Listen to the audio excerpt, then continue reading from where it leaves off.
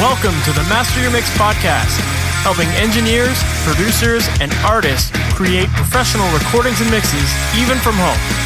I'm your host, Mike and Davina. Let's get started.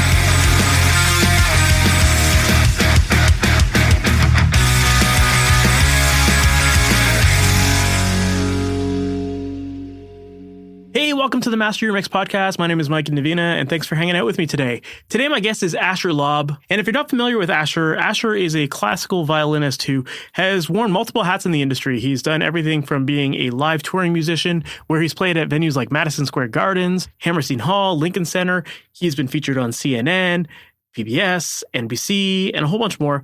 Plus, he also does a lot of session work in the studio, and he composes, and he does a lot of corporate work as well. So he comes into this episode with a lot of different experiences to learn from. And in this interview, we get into a lot about being a session musician, what that looks like, how to get your foot in the door. And then we also talk a lot about the recording process when it comes to recording strings, building orchestral arrangements, programming them, and making them sound realistic. So I think that there's a bunch of good stuff in here. So if you're looking to get into the world of being a session musician, or you're working with violins and stuff like that, I think you're going to get a ton of good stuff out of this episode. So with that said, let's just jump right into it. Asher Laub, thank you so much for being on the Master Your Mix podcast. How's it going, man? Hey, it's great. Thanks for having me. Awesome, of course. For people who might not be familiar with you, can you give us a little bit of that background on who you are, what you do, and how you got into all the stuff you're working on these days? Not familiar with me. How dare you? Just kidding. What have I been working on? A whole lot of different things. I wear a lot of hats. So I am an electric violinist, first and foremost, contemporary violinist. Composer, producer, live performer, cross-genre kind of performer. So I'm doing EDM, orchestral music. I'm doing live performances, about 200 events a year, corporate concerts, that type of stuff. I also deal in the booking realm through Fiddler's Dream Productions, which is my entertainment group. I've been spending a whole lot of time producing full symphonies, electronic / orchestral blend of music, which is kind of two of my big passions, and that's what I've been up to. Cool, connecting with fans. Mm-hmm. And how'd you get into all of that? Like, what made you first start? Well, it started at the age of 2 and change. This is kind of like my typical story. People are always like, "What?" Yeah, it's pretty shocking too. Yeah, 2 and change. I had a little margarine box with rubber bands serving as strings. My mother put that in my hands and taught me, and then started me on private lessons, and pretty intensive lessons up until I was in high school. And then I went into improvisation, and then became a professional, like on the scene in New York City, club date musician and just live performer. Moved my way up into like the concert realm within a few years, and that's kind of how it all happened in a nutshell. Did you come from a musical family? Yeah, both parents are musical. Probably the biggest inspiration is my aunt Sheila, who's in the Boston Symphony. She's like the fourth violinist in the first section. So she's been there forever, and she's like we all looked up to her. My oldest brother, 6 years older than me, Errol. He was playing concertos at the age of 6. I wanted to be like that. So I took after him. My second oldest brother, Ethan, is 3 years older than me. Plays flute. Moved into oboe. I was going to say piccolo, oboe. It's been a while. And my youngest sister plays flute. So a lot of music. That's awesome. Yeah, it always helps to be surrounded by that and like grow up in that environment, because it is more encouraging, I find, right? Yeah, it's encouraging, and it's sort of when I see these big obstacles in front of me musically, in which there are just countless. I kind of look to my background. I feel like it kind of gives me a boost of confidence that, okay, I can achieve this, even though the industry is very different than it was 20 years ago. Not so much about classical, but in terms of the theory, I feel confident in the production work that I do. For sure. Well, you had mentioned that like you do a lot of live performances, and I know you play with a lot of other musicians, and New York is definitely a place where there's a lot of action going on, but it's also a very saturated market and stuff too. So I'm curious to know how you got your foot in the door there, because I imagine it wasn't just, hey, I can play violin, I'm now in 20 bands, like.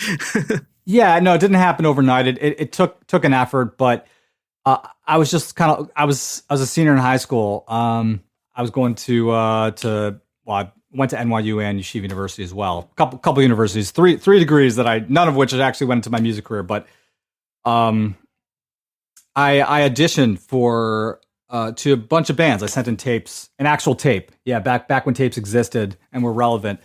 To a couple bands in the New York tri-state area, and they loved the way I played. I could improvise, and I had like this unique ability to improvise on the violin and also sight read. So they're like, okay, this is like a useful sort of skill that we can't find too many other people doing.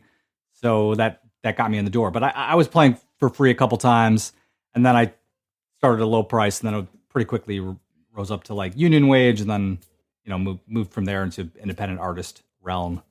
Yeah, that's cool. Yeah, I'm always interested in like the session musician, because I feel like there's a lot of people who are great musicians themselves. Maybe they, maybe they don't have a band of their own or something like that, and the session musician realm is a good place for them to go. But a lot of people don't know how to get their foot in that door, and it's like, you just start enough bands until you get noticed there, or like how does one break into that scene as a session musician?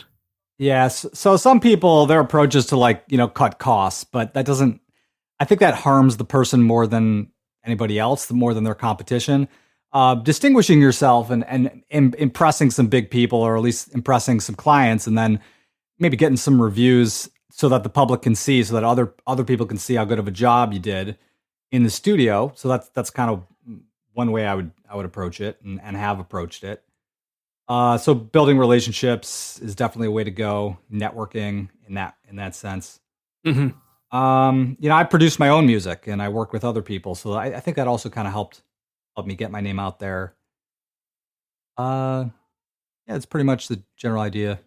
Yeah, that makes sense. Like, I think if you're gonna be a session musician, you really do have to really expand your network so that everyone knows who you are, right? Whether you're the one that's like introducing yourself on a project that you're producing yourselves, or like, so people can see what you're up to, or you just like gigging around or whatever. I think you really do need to put a lot of emphasis on that networking side of things.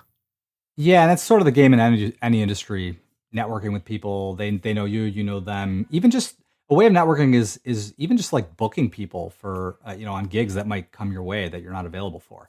Some people might just say, okay, I'm not available, I'm not interested, but I'll take that opportunity to kind of make a connection or remind people I haven't worked with in like 10 years. Oh, I know this guy's talented. I'm going to send him this way, send a client this way. And that's a way of networking also. You don't necessarily have to pay hundreds of dollars to show up to a networking event per se.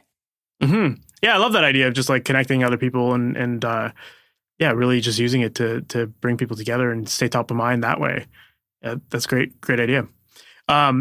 So as far as networking goes for you, like how active do you find yourself with networking? Like maybe I'm assuming you're more established in your career these days, so maybe it's not as active as it used to be, or is that maybe not the case? So yeah, I'm definitely more established in my career, but not everybody across the globe knows me. So you could say it depends on the perspective you're taking. If you're talking like Coldplay level, like I'm a nobody. They don't know who I am. I don't know who they. But in terms of like session musicians and like booking agents and different concert producers in the tri-state, LA, Texas, I'm pretty well known. Parts of Israel, different regions of the world, parts of like Europe, Sweden, Denmark, that type of stuff. But it's funny because everybody thinks, oh yeah, this guy's famous. He's got like 1 million followers on social media, and like nobody knows who they are if you ask like your average person. So it's all kind of like a relative perspective thing. I think there's always an opportunity there's always a reason to network. It's always valuable to just connect with new people, and there's always more musicians out there that I didn't even know existed, and valuable and important contacts that I just haven't connected with. So. Mm-hmm. I don't know if I'm digressing from your question, but I guess my main point is it's a matter of perspective, and also there's always what to do to boost your career. Yeah, of course. You always want to be expanding your network, and the more you can connect with more musicians, the more opportunities will come your way, right? And it's kind of funny because it seems like these days when it comes to social media, there's this pursuit to always have more and more followers, and for someone in your position, you do have a lot of followers. So I wouldn't say that nobody knows you. You know what I mean? Like you definitely have a lot of followers, but I guess there's always that pursuit of trying to get even more people to pay attention, right? Yeah. Well, a lot of people know me. Like I've had millions of streams, videos, and my music's been played for many people around the world. But there's 7 billion people on this planet. So that means that like millions of people means that there are billions of people who have no idea who I am, which means like, that's just my perspective. Like this is the thing. And I try to emphasize this on interviews and just schmoozing with people, because there's so many artists whose heads are in the cloud and they think they're such hot shit because they have millions of followers or views or hundreds of thousand followers, and they're just like too big to touch. And they don't realize that or they don't think about the fact that there are literally a billion people or billions of other people who have no idea who they are, like in China, Japan, so, okay, fine, you're famous in the US, but who knows you in South America? Or anyway. Yeah. Another issue, let's just say you have 100,000 followers or 2 million followers. How many of those followers is Instagram or TikTok or Twitter are they showing your post to? It's true. And it drives me crazy because it's like they create this system where everybody's stressed out. Okay, I got to have 1 million followers, but then the engagement rate is kind of what's a bit more important. And even that doesn't even matter as much as the high ticket sales or contracts that you're getting. I think a lot of artists, they all feel like you need to have, to be successful in this industry, you need to have tons of people following you and this and that. But really, you can have a very successful career with a small number of people as long as they're the right people.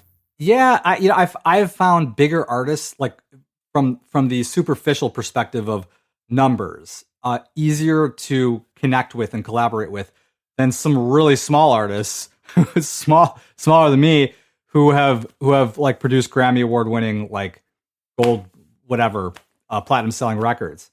So I think some of it's somewhat of a mirage. It is valuable, but I think that there are many different facets to what makes somebody a hot shot.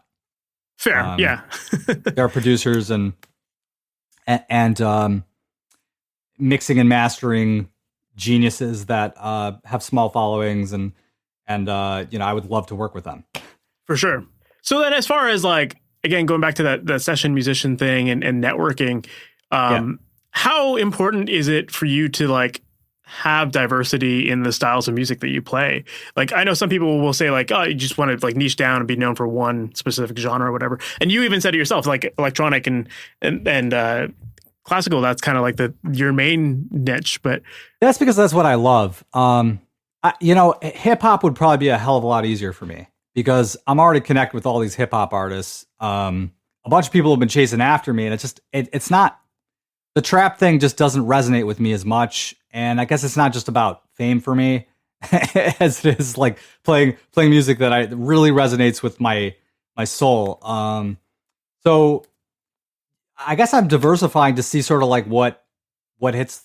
What's the phrase? Hits the fan? No. Shit hits the fan? No. To see what emerges in terms of opportunities. So I've been collaborating with a variety of artists. I released Freefall with this guy Insane Beats. He's a producer, and we kind of connected, and that was in hip hop. And then I connected with some other hip hop artists. But later down the road, I moved into sort of Subtle Pulse, which I released with a very talented singer out in Seattle, Porter Singer, totally different genre.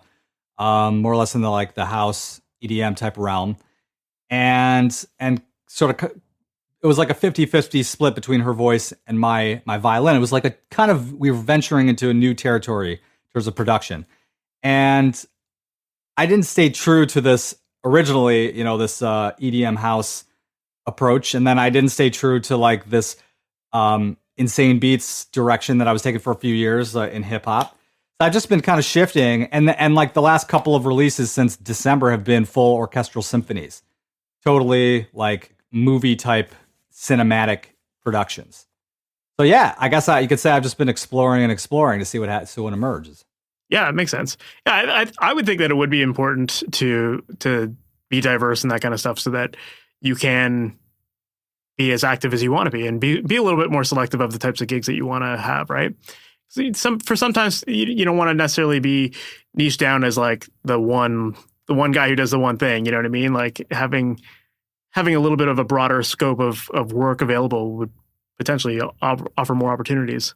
Yeah, and I guess that's kind of what I'm doing in terms of live performances. You know, I if I see an opportunity come my way, like the Bollywood clientele, they came my way and they were just willing to pay, and the productions were awesome, and the experiences were awesome, and the music's awesome, like South Asian music. Mm-hmm. So I took it and I learned the repertoire. I learned about 200 songs by heart. Took like at least a year and a half or so. And so I think that it was worth it in retrospect, for me to not just stick to this niche of classical violin or contemporary violin. I would say that the one thing that remains consistent in all of my productions is the violin. Gotcha. Yeah. Well, I mean, that is your instrument, right? So that kind of makes sense. Yeah. But I am a little stubborn with some things. You know, sometimes I'll for live events, people will ask me, "Oh, but do you sing and do you play guitar? Do you?" I'm like, I'm not doing that. No. You want to hear me sing, play guitar, do piano, that type of stuff. Listen to my productions. I'm not doing it live. I'm sticking to like DJ violin. That's pretty much it. Yeah. Well, I mean, and I guess too, like, you know, because the violin is your main instrument, it's like if they're hiring you to be the musician, it's like they should get the best version of your musical skills, you know? Yeah, it's sort of like being pushed into this like ADHD mode of like, oh, let me play 50 different instruments at once and show them how versatile I am. You know, master of none. What is it? What's the phrase? Like, master of... Jack of all trades, master of none. Jack of all trades, master of none. Thank you. That's my point. Yeah. No, it makes sense. And like, it's kind of odd to me that people would request all of those different things from you, because to me, I've always viewed session musicians as like, they have their one thing that they're really good at. And like, that's the thing you hire them for. And you don't expect like the drummer to be the singer and the guitar player and all that stuff too, you know? Although speaking to your audience, if you're really good at the piano, or at least you have a good amount of like music theory background, you can do countless instruments. For sure. With MIDI, you can like absolutely program anything. Like I am a drummer, and to me, like that's the one thing that I wish I had learned piano, because not because I'm interested in piano at all personally, but because it would have allowed me to do so much more from a composition side on the back end. Yeah, but now I guess there's all these loops available and all the software that kind of facilitates pretty quick production. Yeah, for sure. although you are limited if you really want to make it a heavy duty, like separating the boys from the men type of production, like producing music that you're going to make thousands of bucks off of, like music libraries, that type of stuff. For sure. Well, I mean, yeah, it depends on your goals with the music, right? If you're trying to get into like a commercial realm, then, you know, you do have to kind of be you either have to be the person that can play it all, or have like a network of people that you can call at any minute to put together an arrangement and, you know, make something that would work and sound complete. Yeah. Yep. Yeah. So as far as the production side of things goes for you, then you're obviously, it sounds like you are working on these kind of full production projects where people are coming to you saying, I'm guessing they're like, hey, we want something in the style of this, make it happen. Is that kind of the project that you get? Yeah, I do some of that. I produce my own music for my full-time career. So that alone is a heck of a lot of work. And then I'm producing music for artists that are established in order to partially push my career more as a producer and also as an artist. So again, I'm wearing multiple hats simultaneously. And then like the third arm of that is producing for companies, so I could kind of earn money off of royalties that way. Yeah, we're, again, like I said, wearing a lot of hats. I've sort of been dabbling in many different aspects of earning a living in music, and I'm going to say that producing music for myself is the most enjoyable, but to an extent, practical nature of earning an income, you need to kind of bring in the big money. So if you can impress like some companies with your productions, as opposed to like small mom and pop type of clients, you know, you can earn better money. So, but the trick there is kind of honing your craft. So if you're producing synthwave, you better be damn good at producing synthwave and damn good at like knowing how to mix and master, unless you're gonna kind of sub that out to a professional, which I do sometimes. You know, if I'm kind of overwhelmed with work and I don't have the time to be spending hours listening, knowing exactly where to cut. If I have the time where it's my baby, such as with the full symphonies and that type of stuff can take hours, I will generally try to mix that stuff down myself. Mm-hmm. And I tend to use fewer plugins than you might expect. And I've also learned that from my peers. Because often you can muddy the waters, muddy the product if you're using too many plugins. For sure. Yeah, I can kind of segue from there into like what I like to prioritize in terms of mixing, or maybe give some advice on mistakes that people tend to do in mastering from my vantage point. For sure. Well, I mean, there's a lot of good stuff there that I think we can dive into. First off, one thing that I caught onto that I wanted to discuss a little bit was the idea of producing for corporate work. And I think that that's something that a lot of my listeners, a lot of them are doing stuff for themselves and for their own bands or whatever. But I think that there are a lot of people that are trying to get gigs with licensing and licensing for film, TV, commercials, whatever. Or corporate other corporate events and that kind of stuff, and that seems to be a world that you know pretty well that you've been in. So I think there's the thing with corporations is that they're intimidating to get into. So they are. What advice do you have as far as like getting in with a company to work on their stuff? So I started by producing my own music and then kind of pitching to corporate to companies and then to corporate entertainment. Booking agencies, and it took me quite a while, like months and months and months, just doing outreach and just like showing them what I'm made of and what I can do, and like showing them my website and what my music videos and like my performances as a live entertainer. And I sort of complemented that with the live mixes that I was pretty much pitching to them, so they would book me for a live performance on stage type of thing.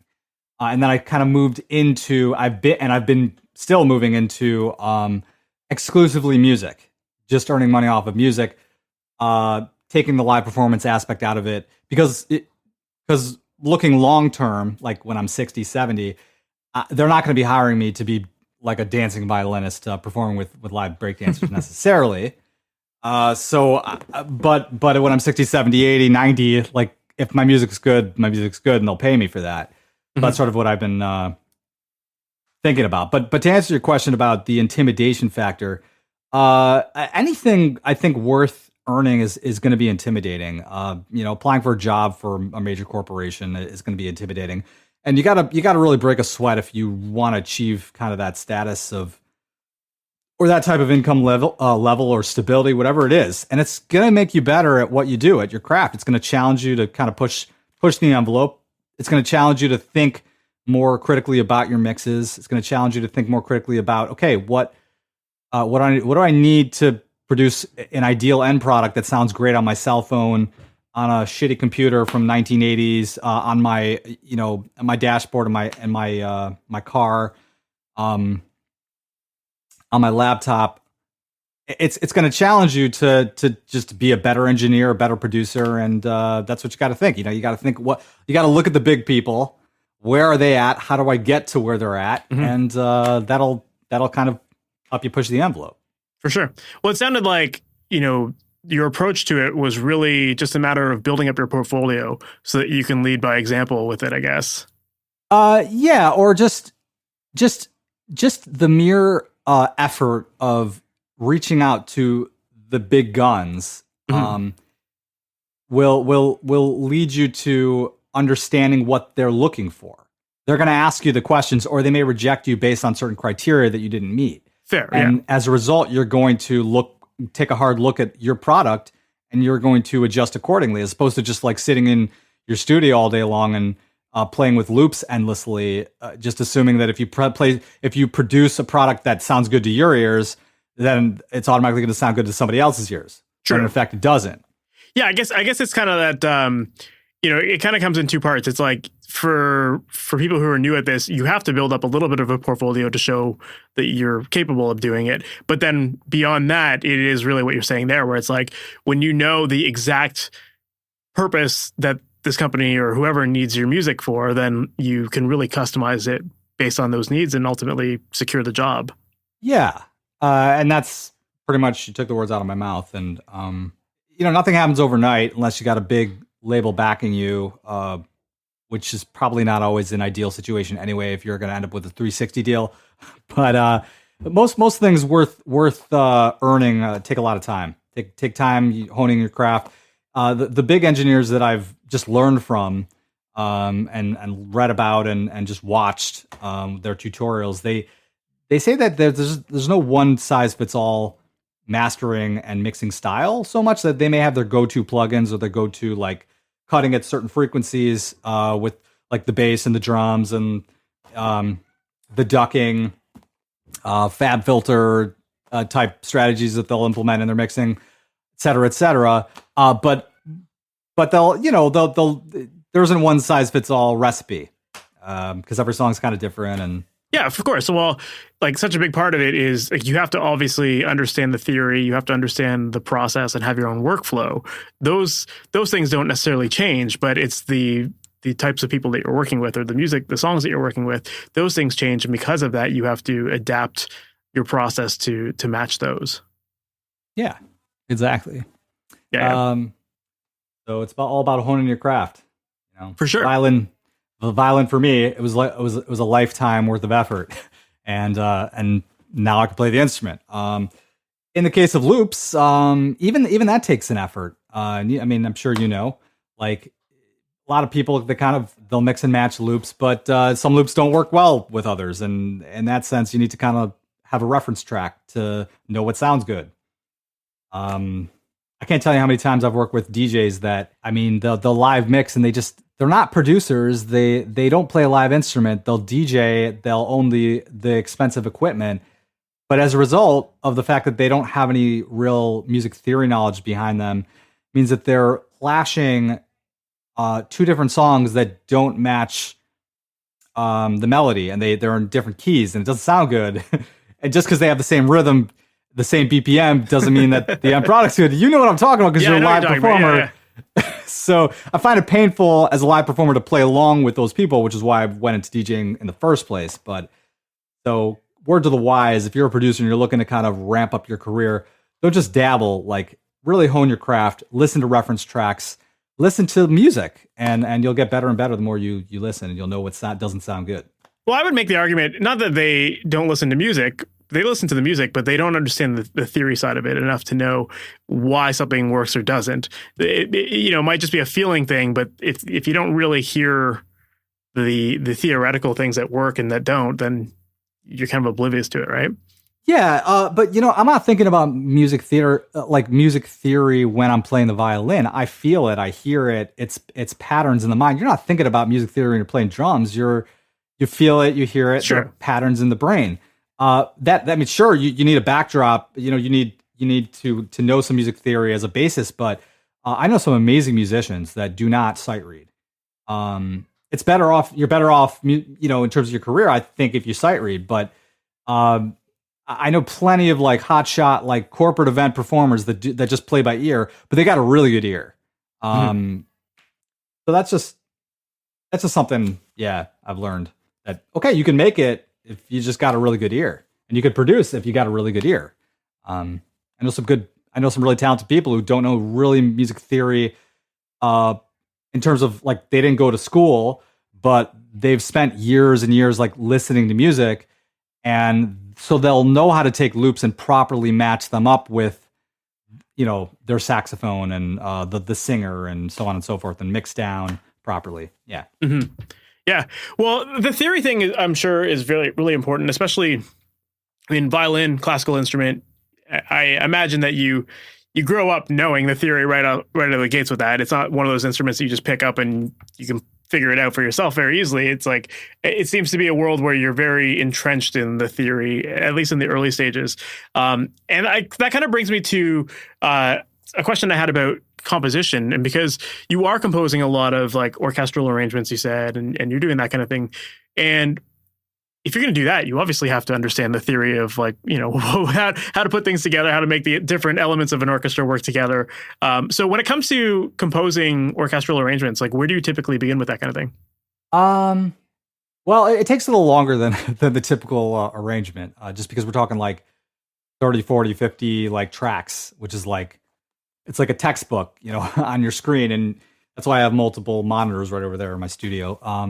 I start with piano. I start with just chord progressions generally, and the violin kind of using the violin as the melody typically, and then I'll create variations around that melody where it kind of focuses on the winds or the brass or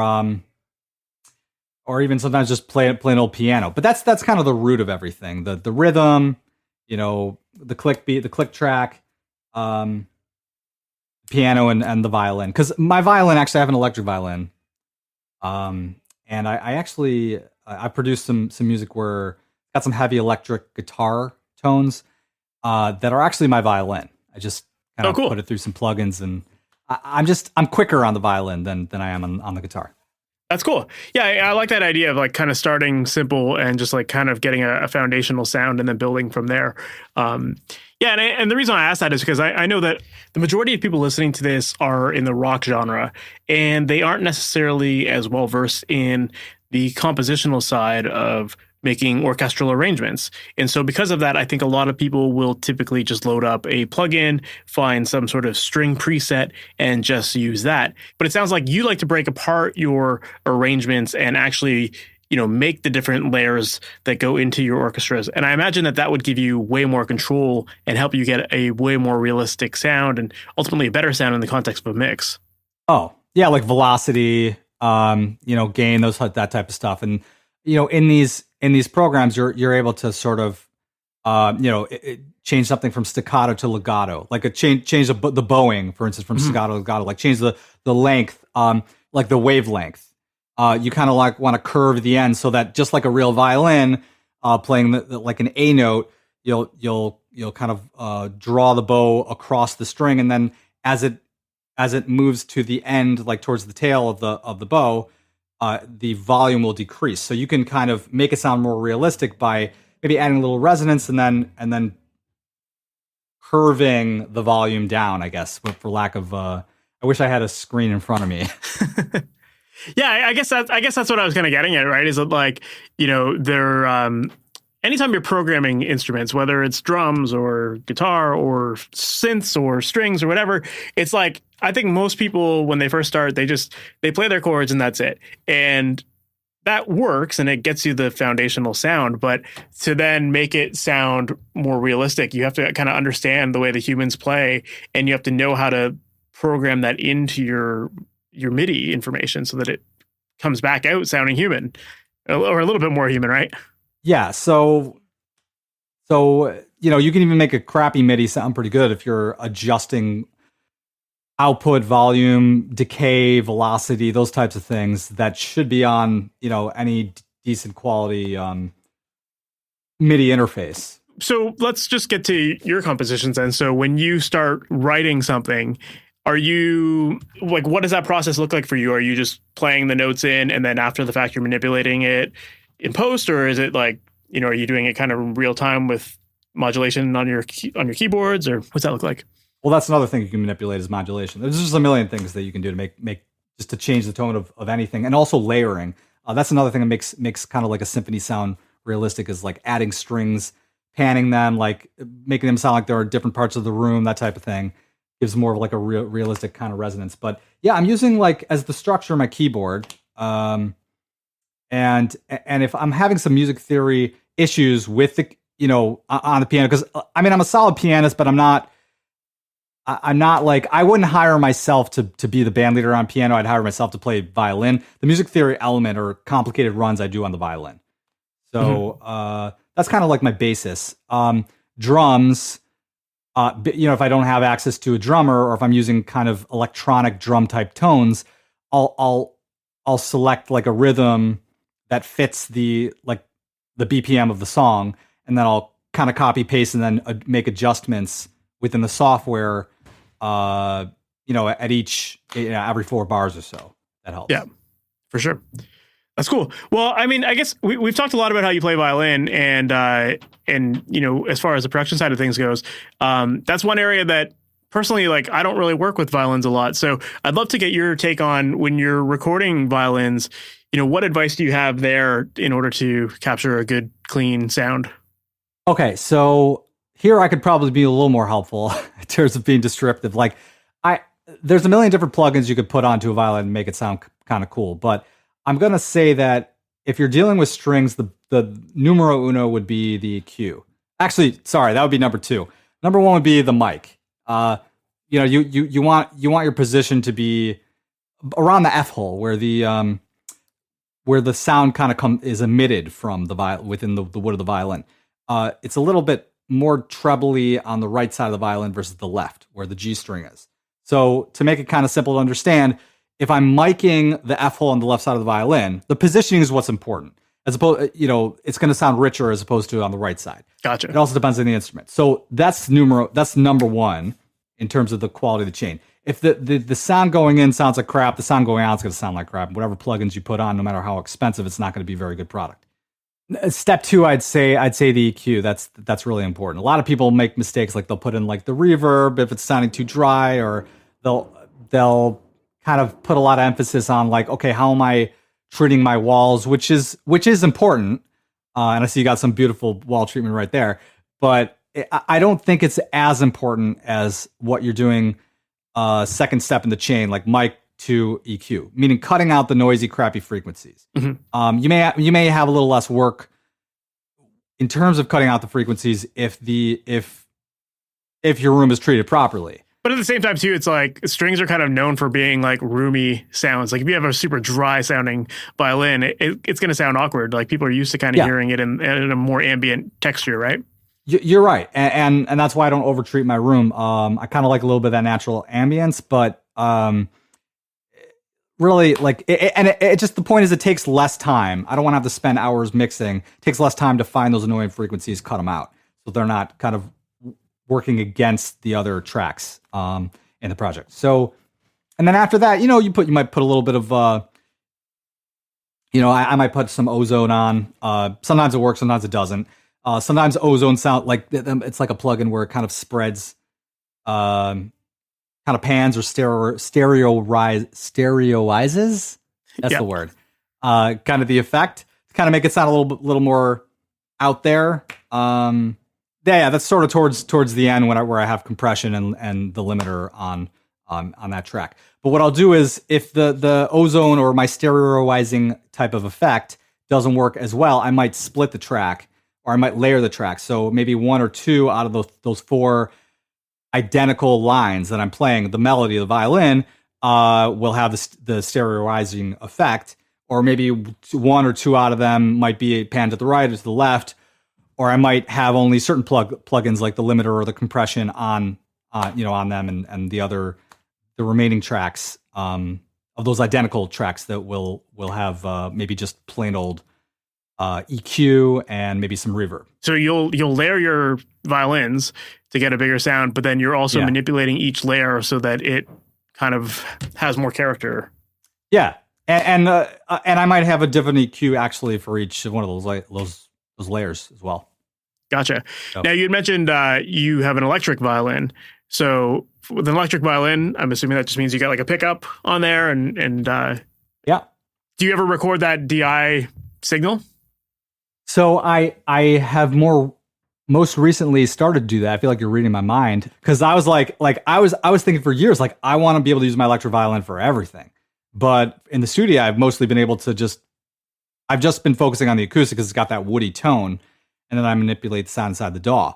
But with my electric violin, I've actually got to the point where I'm able to get the plugins to work just in the proper way and the EQ to work just in the proper way, that I can actually give it that airy, woody sound that almost makes it sound like nobody can really tell the difference. And actually, I use that technique for live at live events. And people are like, "Holy shit, how are you doing that?"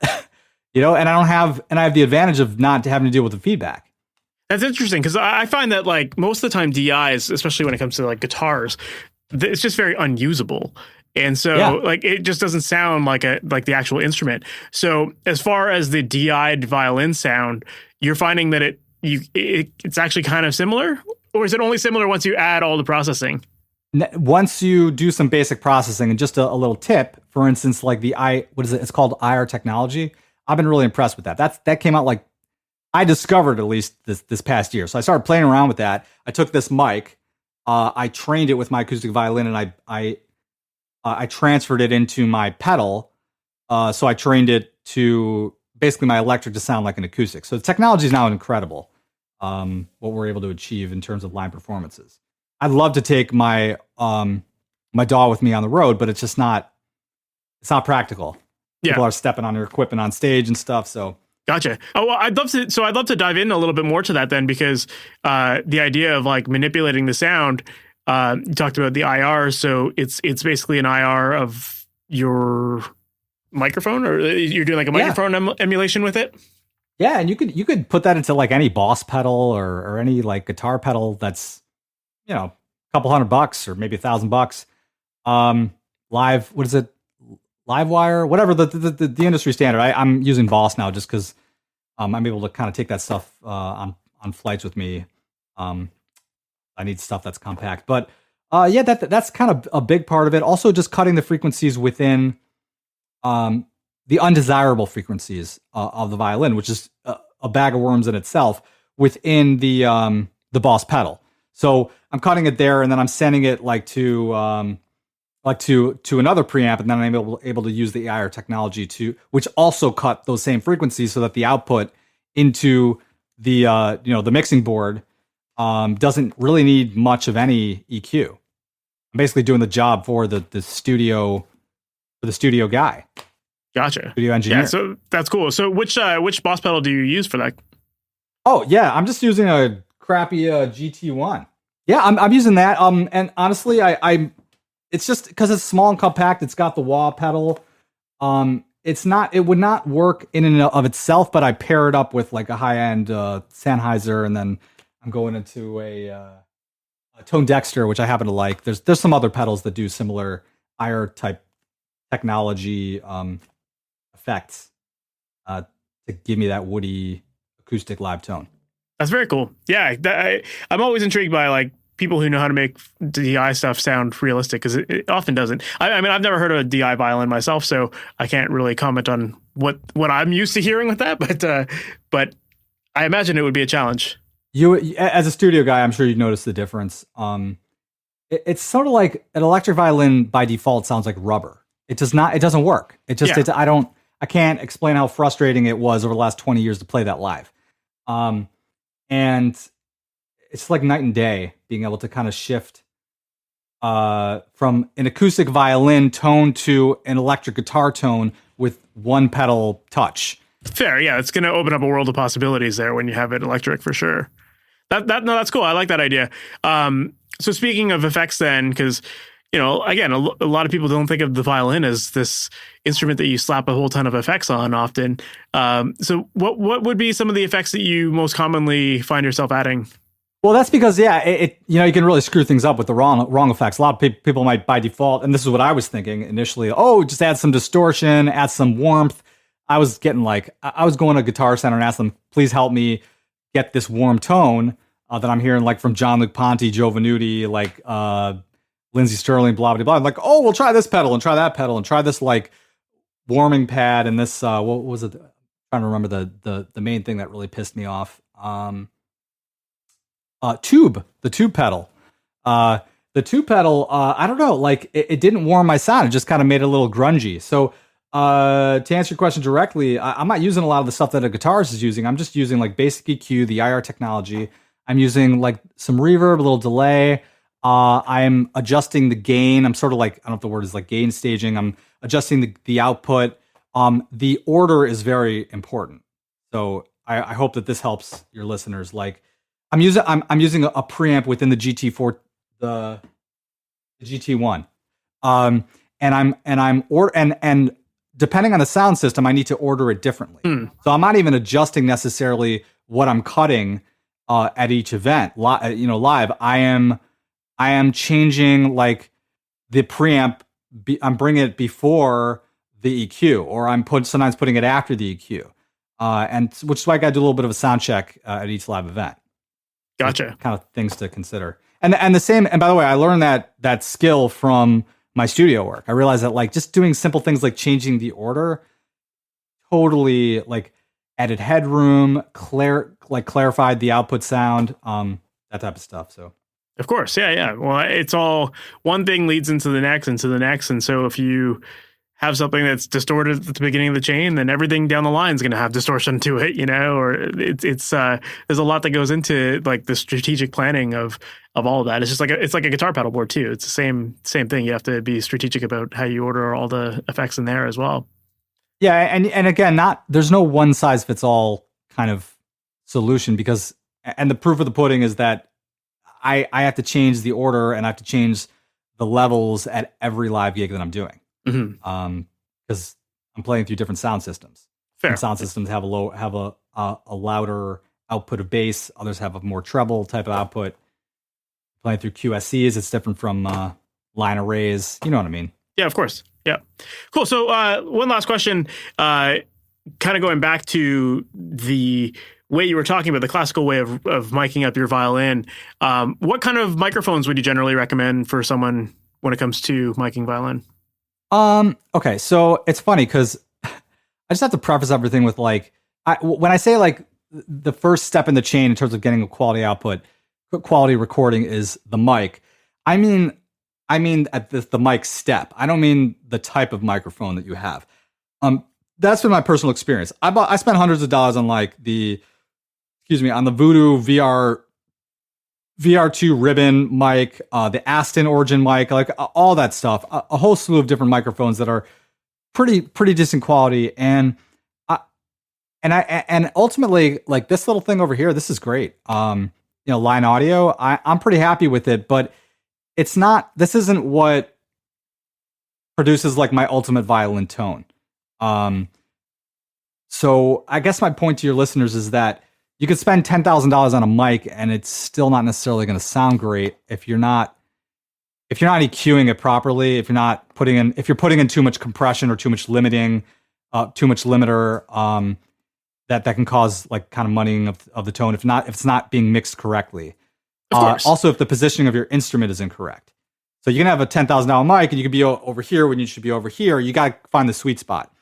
So finding the sweet spot is, I would say, even more important than a $2,000 versus a $5,000 microphone, in my very strong opinion.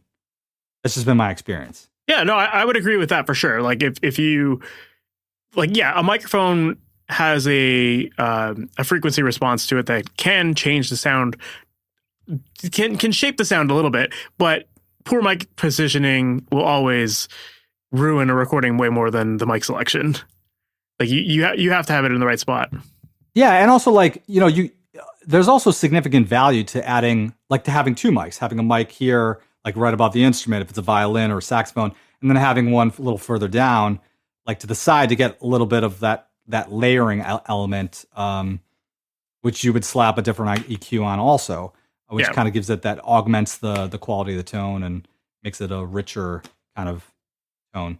As far as positioning, you're placing the mic like how far away from the violin? So my primary position for the violin is like right under here, like right by the sweet spot of the F hole on the left. So you're like 6 to 12 inches away from the violin, that kind of thing? Yeah, something like that. And I find when I get a little closer, I end up being in the middle of a great solo, and then I bump it accidentally because I get too. Yeah, you're probably better off going with the foot away at least. yeah. And actually, I hang it from the ceiling, as you see right here. Yeah. Just it gives me more room to move around with the violin and the bow. Gotcha. Keeps my studio cleaner on the floor. I don't know. I just like it that way. That's like the old Motown way. They used to hang all their microphones from the ceilings. Yeah, I'm an old schooler. I love it. Right on, man. Well, thank you for doing this. I really appreciate it, and it's definitely interesting to learn more about your process and understanding a little bit more about capturing great violin sounds and all that. So I really appreciate you taking the time to do this. Thank you. Yeah, you're very welcome. Thanks for having me, and I hope I was helpful with some of my advice. So that was my interview with Asher Laub, and I hope that you got some good stuff out of that. It was definitely interesting to learn more about his approach to recording violin, and I also really liked learning about how he deals with his electric violin and how he's able to make that sound just as good as a typical acoustic setup with a typical violin and a microphone. So I thought that was really cool, and manipulating DI sounds isn't always the easiest thing, but it's cool to hear that he's incorporating IR technology into the process and making it sound a lot more realistic that way. So it definitely goes to show you some of the advances in technology and how it's helping people out. So yeah, I hope you enjoyed that episode. If you did, definitely make sure to subscribe to the podcast if you're not already. That way you're notified about all new episodes as they go live each and every Wednesday morning. And if you're looking for additional help when it comes to creating pro sounding recordings from your home studio, I'd love to help you out. I have a brand new coaching program. It's called Amplitude. And in this program, you're going to gain a repeatable process from beginning to end so that you know exactly what steps to take during the recording, editing, and mixing phases so that you can make your recording sound pro and eliminate all the guesswork throughout the whole process. Plus, in addition to all of that, you get up to daily one-on-one support and feedback on your tracks and to make sure that you're taking the right steps and implementing everything properly. And you can seek my feedback. If you're curious about how to make your mixes sound better, I will provide you with daily feedback on what steps to take your mixes to the next level. And that is just a small snippet of what's included in this program. So if you're interested in learning more, make sure to visit MasterYourMix.com/amplitude. And on that webpage, you'll get all the details there. And there's a link at the bottom where you can schedule a call to chat with me. I'd love to learn more about you and your goals and your current process, your current struggles, to identify how I can help you. And if it seems like I can truly help you, then I would love to extend the invite to join the program and to get to work with you directly to help make your mixes sound incredible. So once again, make sure to check that out. It's called Amplitude, and the webpage for that is MasterYourMix.com/amplitude. All right, that is it for this episode. We've reached the very end of it. Thank you so much for sticking around, and I can't wait to chat with you in the next one. Talk soon. Thanks for listening to the Master Your Mix podcast. To have your questions answered, submit your questions to questions@masteryourmix.com. Please go to iTunes and subscribe and leave a review. And for more information on how you can improve your mixes, visit MasterYourMix.com.